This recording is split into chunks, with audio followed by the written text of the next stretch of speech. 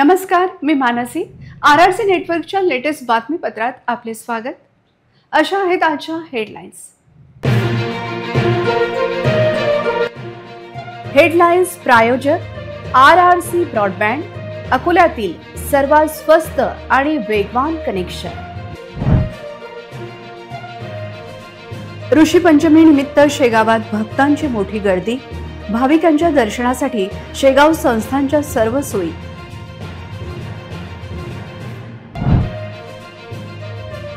नागपूरच्या भाविकांची अशीही श्रद्धा. ऋषी पंचमी निमित्त सर्व भाविकांना मोदकाचा प्रसाद. महापालिकेत नवी स्कीम, 30% द्या, 10 वर्षापूर्वीचे कोणतेही बिल काढा. अकोलेकर करदात्यांच्या रकमेतून लुटीचा नवा फंडा, विकासाचा नवा खड्डा.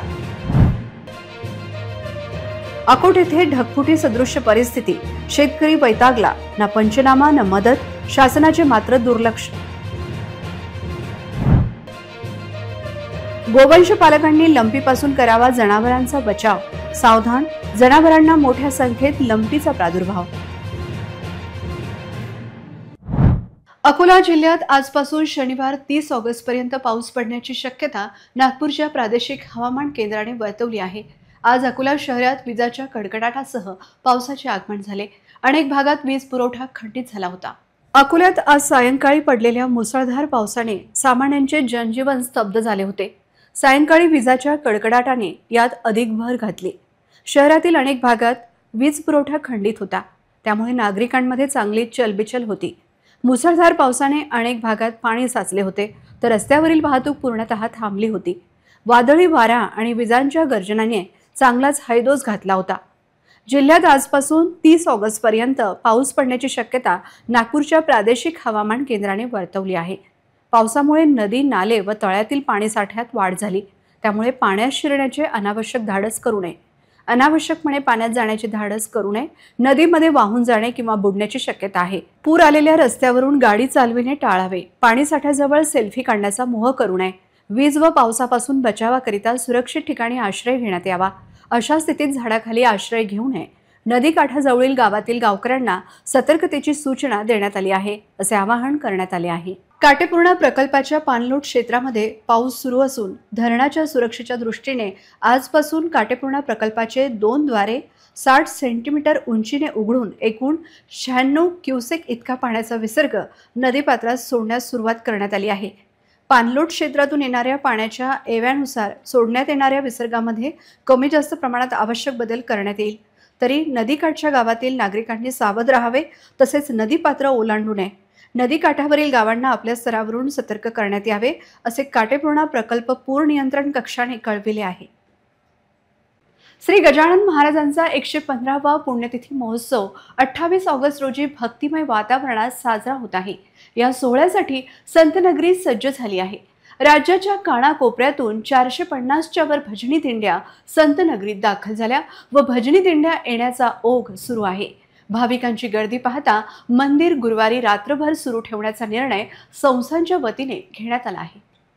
श्रींच्या पुण्यतिथी उत्सवानिमित्त श्रींची पालखी दुपारी नगर परिक्रमेसाठी निघाली. सायंकाळी परतली. श्रींची महाआरती व टाळकरी यांचा रिंगण सोहळा डोळ्यांचे पारणे फेडणारा होता. श्रींच्या समाधी मंदिरावर आकर्षक विद्युत रोषणाई करण्यात आली आहे. मंदिर परिसरात केळीचे खांब व आंब्याच्या पानांचे तोरण लावण्यात आले आहेत व सर्वत्र मंगलमय वातावरण निर्माण झाले आहे. मंदिर परिसरात भाविकांची प्रचंड गर्दी लक्षात घेता वन वे मार्ग करण्यात आला आहे. भक्तांच्या सोयीसाठी संस्थांच्या भक्त निवासामध्ये नियमानुसार राहण्याची व्यवस्था नित्याप्रमाणे सुरू आहे. श्री संत गजानन महाराजांचे मंदिर ऋषी पंचमी उत्सवाच्या पार्श्वभूमीवर 27 रोजी रात्रभर मंदिर उघडे होते व 28 ऑगस्ट रोजी देखील भक्तांना दर्शन घेण्यासाठी रात्रभर खुले ठेवण्याचा निर्णय श्री संस्थांकडून घेण्यात आला आहे. मी गेलो ऐसे मानू नका, भक्तीत अंतर करू नका, कदा मजलागी विसरू नका, मी आहे येथेच. या श्री संत गजानन महाराजांच्या वचनांवर श्रद्धा ठेवत आज श्रींच्या पुण्यतिथी दिनी राज्यातील कानाकोपऱ्यातून हजारो भाविक श्री संत गजानन महाराजांच्या पुण्यतिथी उत्सवात सहभागी झाले होते.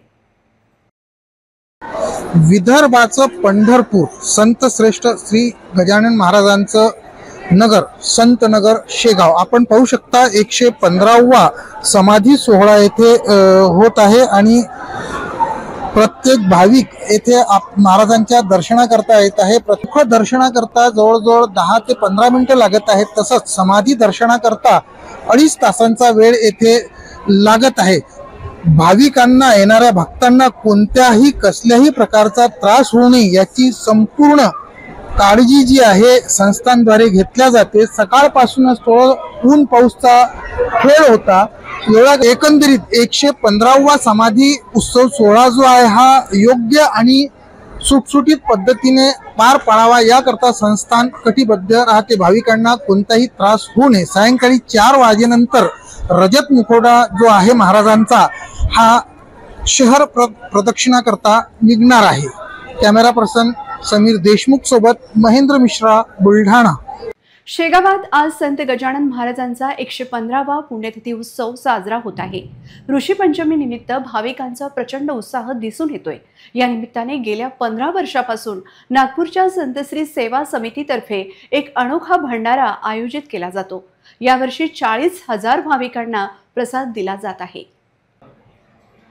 श्रींच्या समाधीच्या दर्शनासाठी येणाऱ्या प्रत्येक भाविकाला मोदक वाटला गेला। या प्रसादाची खासियत म्हणजे 1 लाख मोदक हाताने तयार करून भाविकांच्या ताटात वाढले जात आहेत। याशिवाय पोळी, भाजी आणि भात यांचाही समावेश आहे। सांगायचं तर तब्बल 50 क्विंटल मोदक फक्त 2 दिवसात तयार करण्यात आलेत। शेकडो स्वयंसेवक दिवस रात्र मेहनत करून भाविकांना प्रसाद वाटत आहेत। भक्तिभाव, निस्वार्थ सेवा आणि अन्नदानाची परंपरा यामुळे या उपक्रमाला दरवर्षी मोठा प्रतिसाद मिळतो।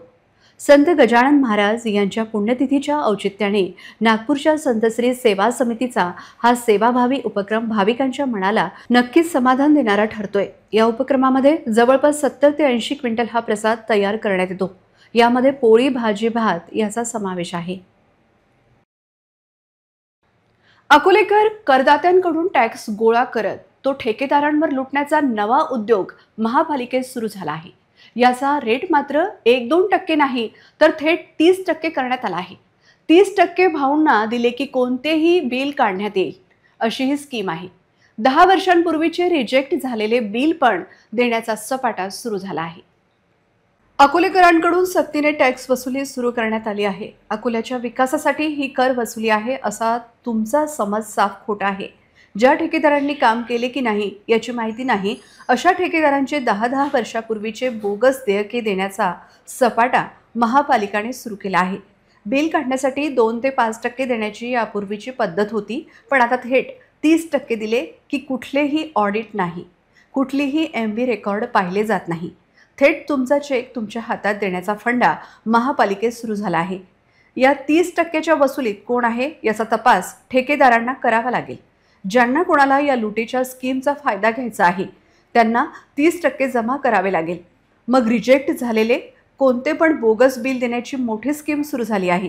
तेव्हा प्रामाणिक टॅक्स भरणाऱ्या अकोलेकरांना या लुटीच्या स्कीमची दखल घेण्याची गरज असून 30%नी 10 वर्षांपूर्वीचे देयके देणारे अधिकारी कोण याचा शोध घेण्याची गरज व्यक्त केली जात आहे।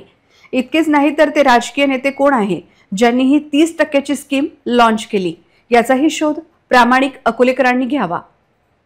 अकोट तालुक्यातील सर्व महसूल मंडळात 26 व 27 रोजी अतिवृष्टी झाल्याने पिकांच्या आतोनात नुकसान झाले। शेतात पाणी साचले असून काही पिके पूर्णपणे पाण्याखाली गेली आहेत तर काही पिके अक्षरशः दिसेनाशी झाली आहेत। निसर्गाच्या कोपामुळे बळीराजासमोर मोठा प्रश्न उभा राहिला आहे। शासनाने सरसकट भरपाई द्यावी अशी मागणी होत आहे।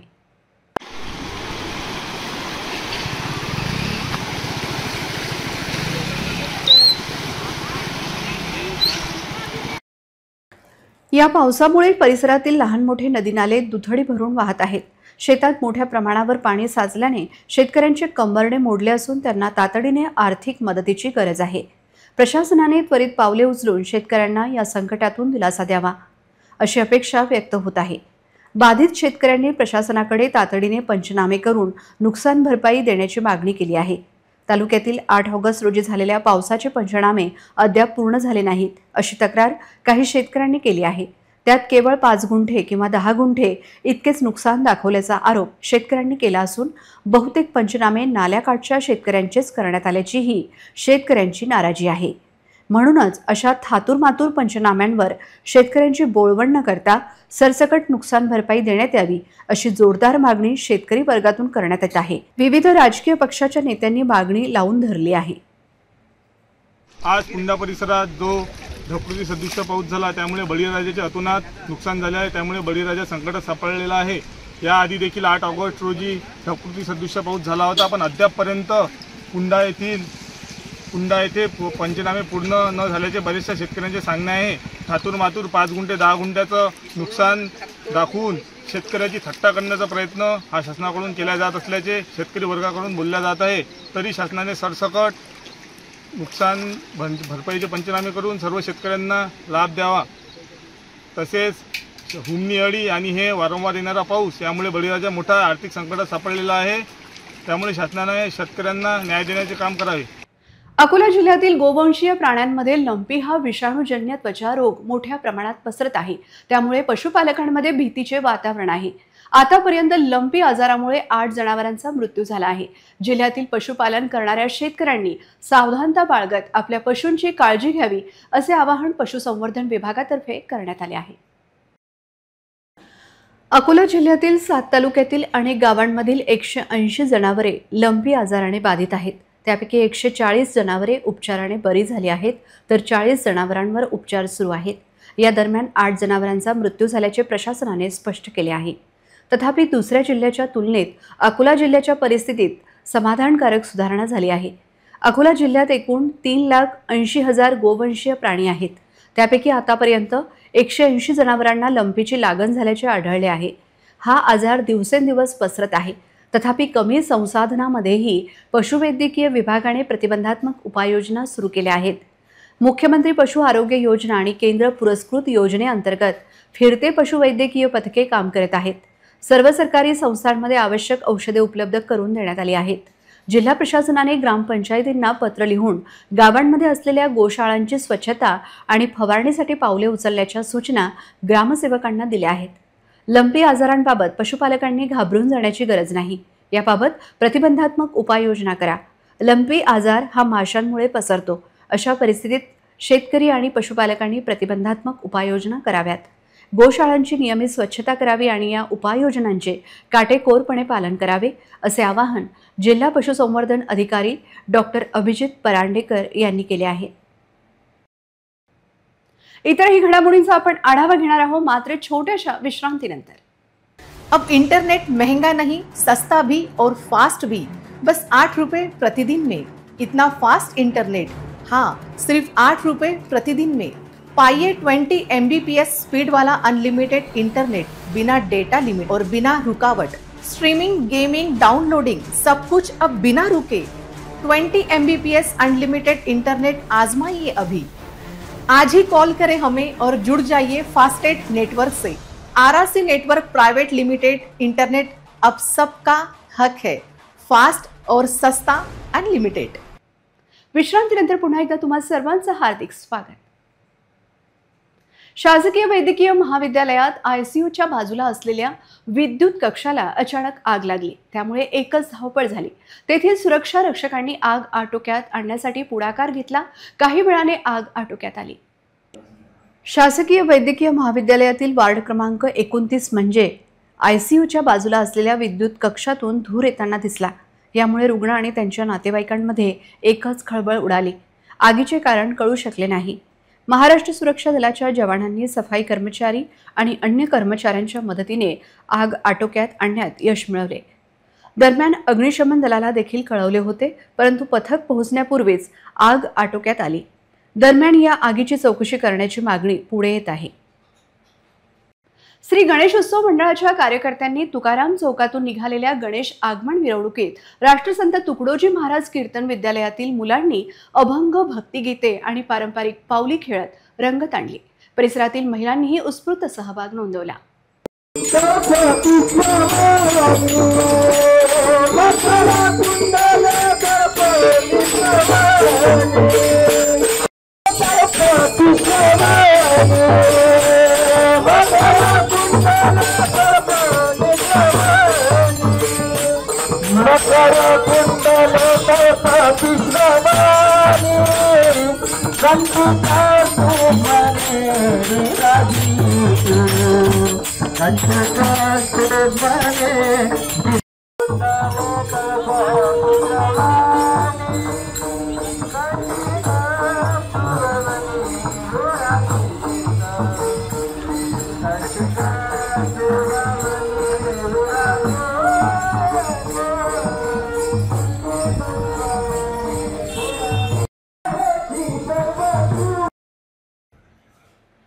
यावर्षी मंडळात श्री गणेशाचे दगडूशेठ हलवाई रूपातील स्वरूप सजवण्यात आले।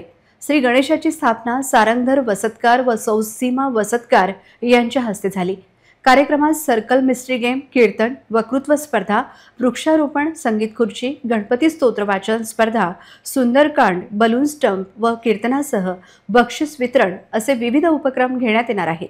मंडळाचे अध्यक्ष अमित श्रीराव, उपाध्यक्ष साहिल दुसाने तसेच कार्यकर्ते गौरव दांदाळे, प्रसाद मोहरे, कमलेश चव्हाण, रुद्रराज सुर्वे, प्रतीक देशमुख, प्रज्वल भारसाकडे, श्री ठाकरे, रोहित इंगळे, रोशन इंगळे, ओम वसतकार आणि परिसरातील महिला व पुरुष मोठ्या श्रद्धाभक्तीने सहभागी झाले। गणेश भक्तांचा उत्साह आणि भक्तिभावात मलकापूर खडकी रोड येथे गणरायाचे आगमन दणदणत वातावरणात झाले। हरिभक्त परायण डॉक्टर श्रद्धाश्री प्रशांत ठाकरे यांचे व्याख्यान झाले। मुलांनी विविध वेशभूषा धारण केल्या होत्या। 6 सप्टेंबर रोजी महाप्रसाद होईल।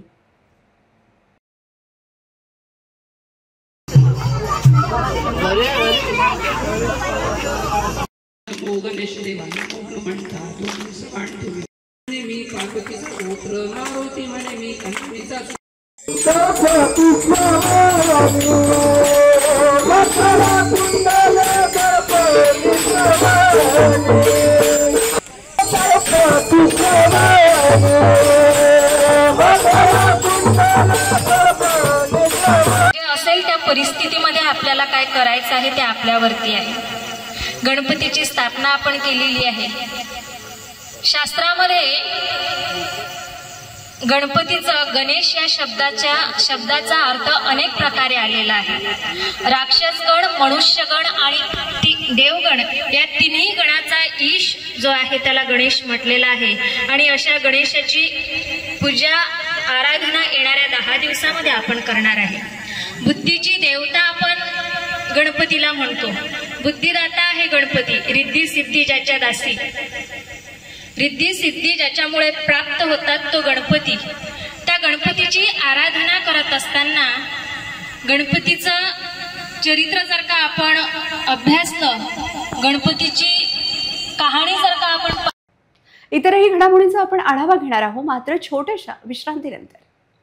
अब इंटरनेट महंगा नहीं, सस्ता भी और फास्ट भी, बस 8 रुपए प्रतिदिन में। इतना फास्ट इंटरनेट, हाँ, सिर्फ 8 रुपए प्रतिदिन में। पाइए 20 MBPS स्पीड वाला अनलिमिटेड इंटरनेट, बिना डेटा लिमिट और बिना रुकावट। स्ट्रीमिंग, गेमिंग, डाउनलोडिंग सब कुछ अब बिना रुके। 20 MBPS अनलिमिटेड इंटरनेट आजमाइए अभी। आज ही कॉल करें हमें और जुड़ जाइए फास्टेट नेटवर्क से। RRC network private limited internet अब सबका हक है, फास्ट और सस्ता अनलिमिटेड। विश्रांतीनंतर पुन्हा एकदा तुम्हा सर्वांचं हार्दिक स्वागत। कोणीही आजारी पडू इच्छित नाही, पण एकदा आजार सुरू झाल्यावर तो सहजासहजी पाठ सोडत नाही। मात्र NMC वेदनानाशक सेंटरमध्ये अशा जुनाट आजारांवर योग्य उपचार करून ते बरे करण्याचा दावा केला जातो। चला तर मग पाहूया NMC वेदनामुक्ती कॅम्पचा हा विशेष रिपोर्ट। नैसर्गिक उपचार, ॲक्युप्रेशर आणि कायरोप्रॅक्टिक तज्ज्ञांनी दिलेल्या माहितीनुसार NMC पेन रिलीफ सेंटरमध्ये उपचार घेतल्यानंतर केवळ 15 ते 20 मिनिटात रुग्ण वेदनामुक्त होतो, असा दावा डॉक्टर शेख इमाम जाफर आणि डॉक्टर अली शेख यांनी केला आहे। गुडघेदुखी, कंबरदुखी, मानदुखी, पाठीच्या कण्यातील गॅपमुळे होणाऱ्या वेदना, हातापायांना मुंग्या येणे, पायांमध्ये पेटके येणे, मायग्रेन, छातीत दुखणे, पायांची जळजळ, अंगदुखी, पाठीच्या कण्यातील गॅप, हात उचलता न येणे, हातांना पेटके येणे, शरीरात कुठेही जुनाट वेदना, या सर्व प्रकारच्या वेदनांपासून NMC सेंटरमध्ये डॉक्टर शेख इमाम जाफर यांच्या मदतीने केवळ 15 ते 20 मिनिटात आराम मिळू शकतो।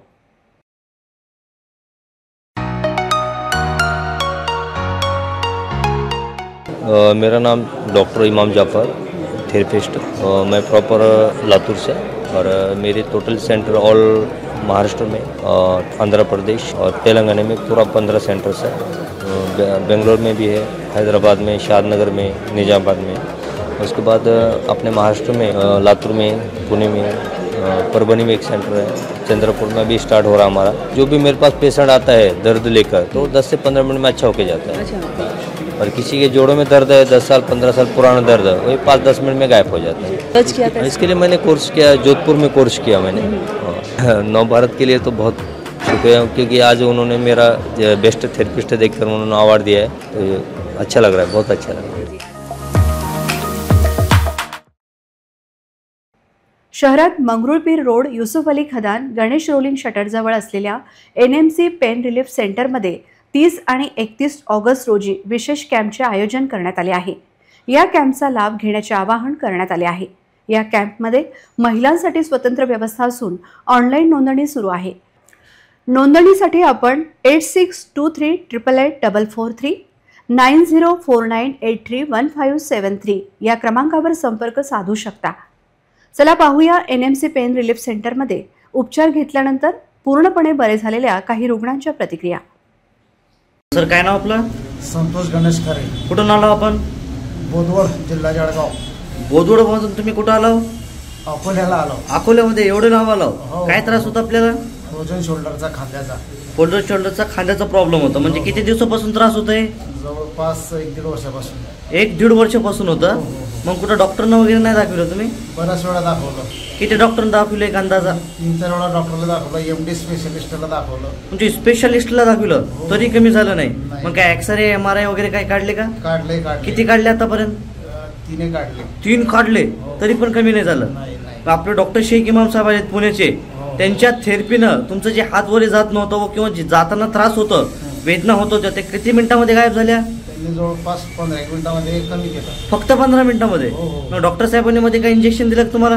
इंजेक्शन नाही दिलं, फक्त त्यांच्या हाताच्या थेरपीनं तुमचा जे त्रास होता ते 10-15 मिनिटांमध्ये वरी केलं। वरी जे हात जात नव्हतं तुमचं, वरी करून दाखव एक वेळेस। पूर्ण वरी चालले आणि महाग कसं जात नव्हतं? म्हणजे महाग जाताना त्रास होत होता ना? म्हणजे एवढं जात होतं का हात मागं? नाही जात नव्हतं एवढं। आता पूर्णपणे चाललंय? काही त्रास वगैरे आहे का? नाही। ओके, मग आपल्यासारखे भरपूर पेशंट वेदनाग्रस्त आहेत घराघरामध्ये, त्यांना एक मेसेज काय देणार? त्यांनी यावं का नाही? इथं बिलकुल 100% यावं आणि डॉक्टर साहेबांचा फायदा घ्यायला पाहिजे। डॉक्टर साहेब बद्दल काय सांगणार? सर, तुमच्यात म्हणजे मानवी जेवढं उपकार कमीच आहे, कारण ते म्हणजे दुखणं सांगू शकत नव्हतं, एवढं कठीण होतं, एवढं त्रास होतो। हो। ओके, काय नाव आपलं? माझं शांतागिरी। कुठून आलो आपण? नांदेड। नांदेडहून कुठं आलो? हिंगोलीला आलो। काय त्रास होता आपल्याला? मला जानेवारी महिन्यामध्ये मी गंगासागरला गेले, गंगासागरहून आले, तब्येत चांगली होती। अचानक स्कूटीवर काकाच्या बसता सिनक निघली गुडघ्यामध्ये, ओके, पायामध्ये। मग पाय दुखायला सुरू झाला, मग मी तुंगनवार सरांकडे ट्रीटमेंट घेतली 2-3 महिने। ओके, तर मला ते म्हणजे मेडिकल चालू आहे तोपर्यंत आराम वाटला, कंटिन्यू 1 महिना बेडवर होते, थोडासा आराम वाटला। मग मी तुमचं ते व्हिडिओ बघितला, जवळपास 6 महिने झाले मी सरांना कसं भेटावं या प्रयत्नात आहे। मला बघा ना, आता फेब्रुवारी ते फेब्रुवारी कंटिन्यू म्हणजे 1 वर्ष झालं। 1 वर्षाचा त्रास तुमचा किती मिनिटांमध्ये गायब झाला? 15 मिनिटांमध्ये। 1 वर्ष झाले मी डायनिंगवर, मला जेवण, सोफ्यावर बसणं, त्याच्यावर मी लग्न सुद्धा या वर्षामध्ये केले नाही, 1 वर्षात लग्न सुद्धा केले नाही। अगोदर तुम्हाला बसता पण येत नव्हतं? नाही, आता बसून बघा थोडा।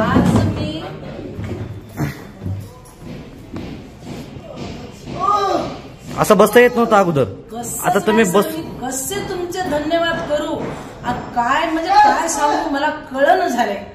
कारण माझ्या मुलानं मला हैदराबाद पर्यंत न्यायची तयारी केली, कारण माझे मुलं नांदेडचे केमिस्ट्री क्लासेस संतोषगिरी माझा मुलगा आहे, तो मला कुठपर्यंत न्यायची त्यांनी तयारी दाखवली होती। पण मी म्हणजे मला 1 वेळा सरांना भेटू दे, 1 वेळा सरांची थेरपी घेऊ दे, नंतर भया मला तू कुठेही ने। मी असा हट्ट धरला, म्हणजे जवळपास 4 महिने झाले माझ्या मुलं मला परेशानीत, आई तू परेशानीस किती पैसा लावू शकतो आम्ही, हैदराबादला चाल, अपोलो मध्ये चाल, असा आग्रह धरला होता। पण सर मी कुठंच गेले नाही, मला 1 वेळा तुम्हाला भेटायचं होतं आणि सर मला भेटून एवढं समाधान वाटायले, मी कसं व्यक्त करू हे समाधान मला काही कळणार गेले। ओके, आपल्यासारखे भरपूर धन्यवाद सर, खूप धन्यवाद। ओके, आपल्यासारखे भरपूर पेशंट वेदनाग्रस्त आहे, या पेशंटला काय सांगणार तुम्ही येण्यासाठी? आवर्जून पुणेही कोणत्याही दवाखान्यात न जाता किंवा इलाज केलेला असेल तरी पण एक वेळा सरांची थेरपी घ्या, भेटून जा. थेरपी घेतली म्हणजे फरक पडणार, हे माझी 100% गॅरंटी. म्हणजे आता हे सांगायचं 15 मिनिटाची थेरपी जर माणूस 1 वर्ष जरी बसत नाही, ते माणूस आज मी बसून दाखवायला तुम्हाला माझं वय 55 वर्ष आहे.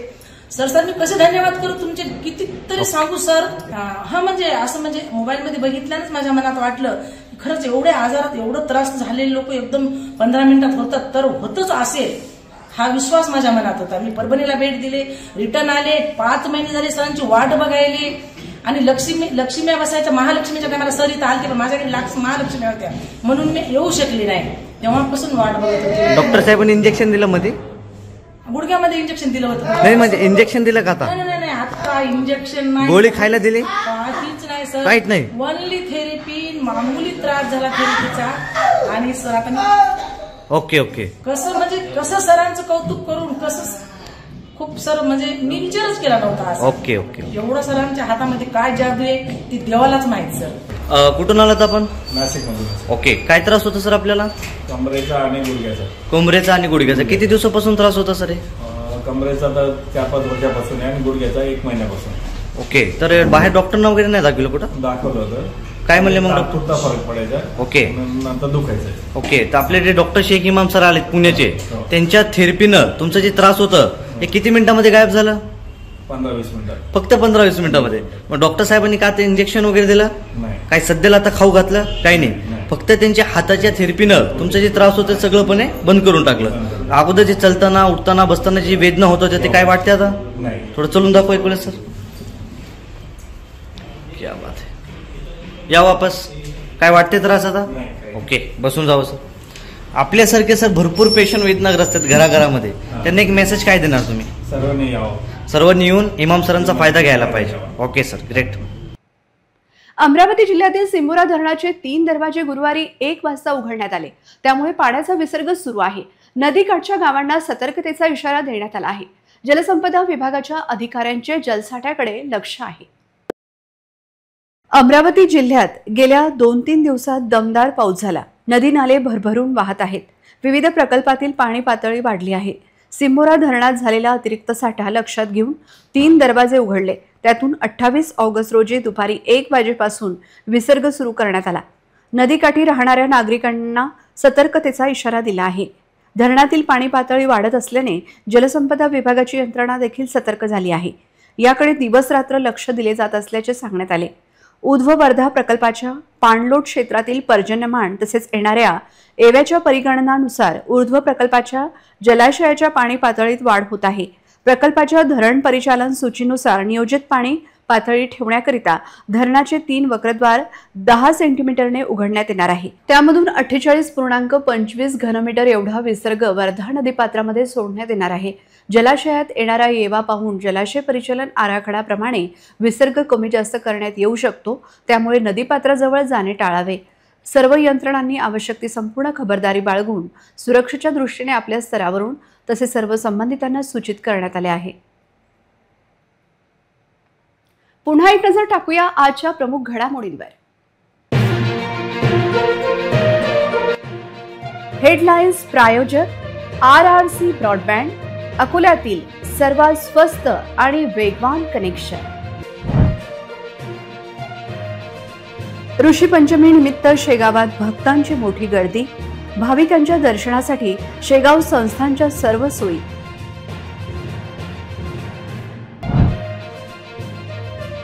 नागपूरच्या भाविकांची अशीही श्रद्धा. ऋषी पंचमी निमित्त सर्व भाविकांना मोदकाचा प्रसाद. महापालिकेत नवी स्कीम, 30% द्या, 10 वर्षापूर्वीचे कोणतेही बिल काढा. अकोलेकर करदात्यांच्या रकमेतून लुटीचा नवा फंडा, विकासाचा नवा खड्डा. अकोट येथे ढगफुटी सदृश्य परिस्थिती. शेतकरी वैतागला. ना पंचनामा ना मदत, शासनाचे मात्र दुर्लक्ष. गोवंश पालकांनी लंपीपासून करावा जनावरांचा बचाव. सावधान, जनावरांना मोठ्या संख्येत लंपीचा प्रादुर्भाव.